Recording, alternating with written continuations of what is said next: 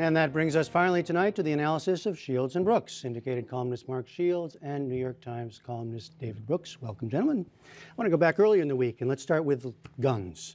I want to know first, David, are you surprised by the scale of the president's proposal and surprised by the personal commitment that he seemed to put into it? I think so. I was surprised by the assault weapons part. I knew there'd be the waiting list and some of the other things, the magazine stuff, but it was pretty comprehensive. And it's worth pointing out that this was an issue that Democrats spent 10 years ignoring, and for good reasons, or good political reasons anyway, not good substantive reasons, which was that it was seen as a cultural issue which alienated you from rural voters, and it hurts Democrats who are in red states. I still think that's basically true. But he went out there pretty comprehensively. And I would say more boldly than would have been politically simple political calculation. And I think they're generally sensible reforms, so I guess I sort of salute him. I have some doubts about how much good it'll actually do, but I think it was sort of impressive in its non-political nature. What do you think about, before you get to the whether it'll go anywhere, what do you think just about the scope of it and the way he did it? I thought the president did it well. I think it's realistic. I think it's attainable, but it's not unambitious. And I think he's, as you put it in your question, he's put his own commitment on the line, and I think that's the test. So now you think it's not unattainable?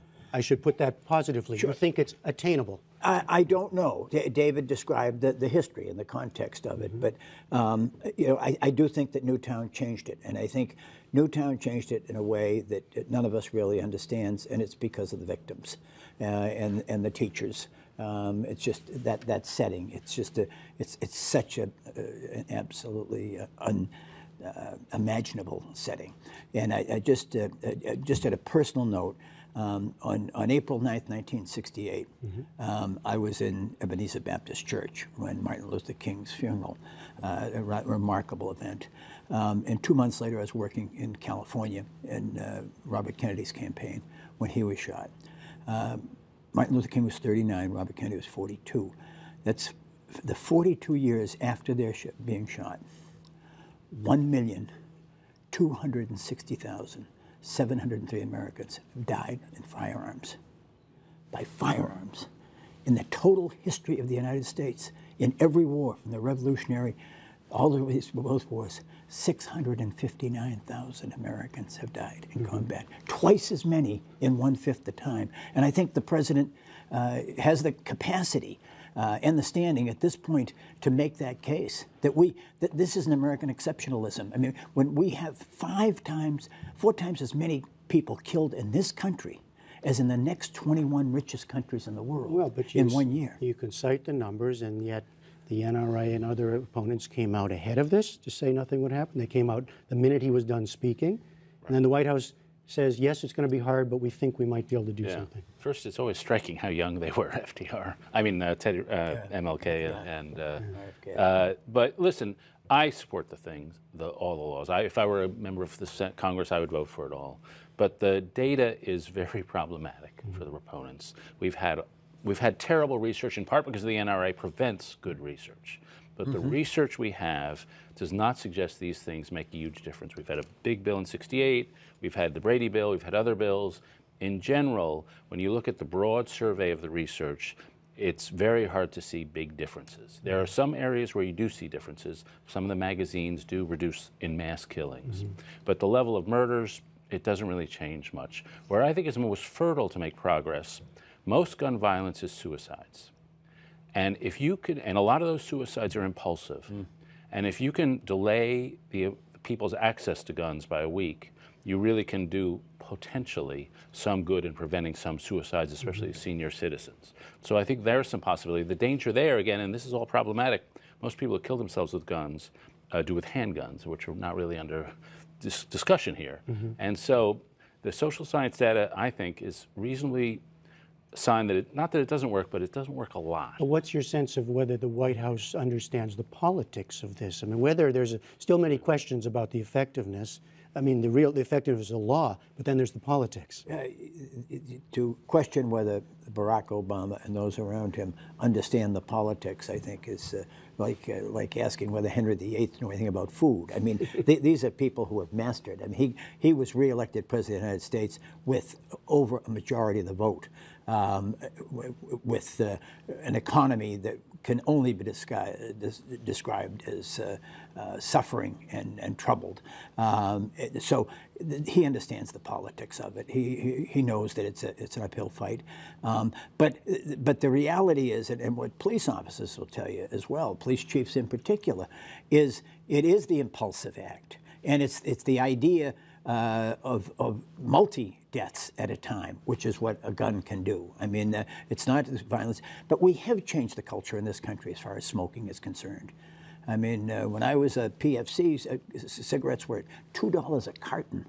Now it's $9 for a pack of cigarettes, and there is a stigma. We don't see smoking in movies anymore. We don't see that same level of social acceptance. I mean, and I think the culture is part of it. There's no doubt about it. If I could just on the politics, I think the ambitiousness of the proposals was politically savvy, because it'll allow a lot of senators from marginal areas who are swinging in the middle there to say, well, I'm not for the assault weapons ban. That's too far. But I am for some other things. And so I think they'll chop off some of a few pieces of the Obama package. Some of those might. But it might make it more likely that some of the other stuff will get in, having to do with the magazines or the waiting period. What about the other thing he came out very strong on early in the week at his press conference, Mark, was again on the debt negotiations, the debt limit. He said no negotiations. What about the politics there? Are you surprised by him what is he saying in putting down that marker? Well, I think we saw it today in Williamsburg when the Republicans announced that they were going to postpone for 3 months, that they would raise the debt ceiling, vote on it next week. I think the president understood that he came out of the initial round strengthened, and the Republicans came out weakened. Right now, Jeff, the Republican Party is in as bad shape politically as I can ever remember its being. The Republican Party, which was favorable in public opinion just as recently as 2 years ago, is now minus 23% unfavorable.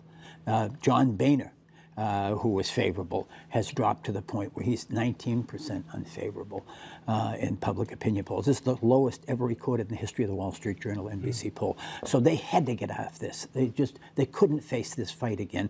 And the sense of people is that if it did lead to the government defaulting on its obligations and Social Security checks not going out and checks not going out to military personnel, that the Republicans would be blamed again.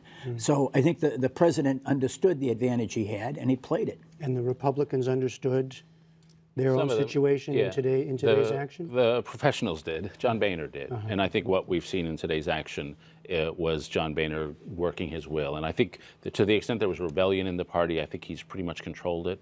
But it should be said that what Boehner has achieved, first, it's avoiding disaster. It's avoiding doing something incredibly stupid to yourself. And he's done pretty good at that. Has he led, or did we see in this retreat, some new thinking of how to turn around the fundamental problem with the party, which is the dive in the polls? I don't think we saw much evidence of much thinking. I think there was a lot of tactical discussions.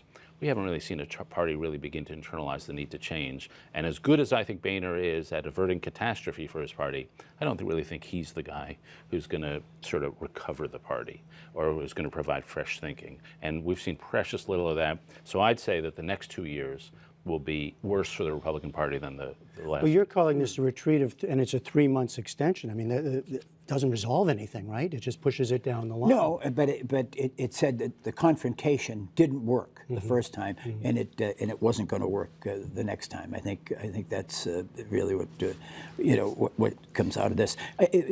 Let's be very blunt about it. I mean, I like John Boehner, and David and I have both spoken highly of him. De facto, Nancy Pelosi is the Speaker of the House right now, and Steny Hoyer is the majority leader, not Eric Canta. You say that because? Because we've had two major legislative initiatives in this important ones. One, to avoid the fiscal cliff and plummeting off it, and left to their own votes, the Republicans rejected it. It was passed only because of Democrats. Then after that, we had the vote on Hurricane Sandy, and the people of New York and New Jersey and New England who were devastated by it to get the same kind of treatment that the people who had suffered from Katrina did. Left to Republican votes and John Boehner's best efforts, it failed in the House of Representatives. Democrats passed it. In both cases, Democrats were the key. Well, I think these are exceptional cases. I think in the years ahead, the Republicans are going to discover they can't govern only controlling the House, but the Democrats are going to discover they can't get much done unless they control the House. And I think in general, the general pattern is Republicans will be able to block a lot of what. Well, I mean, here we are the Friday before the inauguration, second inauguration, right? Second term. So we're talking about president actions this week. How is he positioning himself? What do you see in that for the second term? Well, I think right now he's sort of in a much more moderate spot than he was the last time. I think if you look at the first two big issues out of the fiscal fight, where he's got the public on his side, basically. You've got immigration, where he's got the public on his side, and the Republicans are much more divided than conventional wisdom here is now saying. A lot of people are saying, oh, Republicans need to win over Hispanics, so they're going to move on immigration. Believe me, that is going to be extremely difficult for the Republican Party, more so than we anticipate. And then he's got the gun things, where I think he's got a lot of probably the public on his side there. So I think he's sitting pretty right now. Whether he'll get this stuff passed, I'm a little dubious about, but right now, as far as building political momentum for the Democratic Party, I think he's doing pretty well. He's got the highest favorable ratings that he's had, job rating, since his first year in office. His personal scores and intelligence and compassion and likability are very high, but they're not so great expectations for the second term. There isn't that sense of hope that there was in 2009, as Peter Hart put it, that it's more now about coping rather than hoping. And I think there's a lot of truth to that. And I think that's really the reality has set in. And the president is still not seen as strong in dealing with the Congress or changing the way things work in Washington. A lot of people blame Republicans for it, and with some justification, but he hasn't been able to work his will that way. All right, we will talk about this more on Monday, right? Okay. David Brooks, Mark Shields, thanks as always. And Mark and David will continue their discussion with a side of sports on the doubleheader. That will be posted online at the top of the rundown later tonight.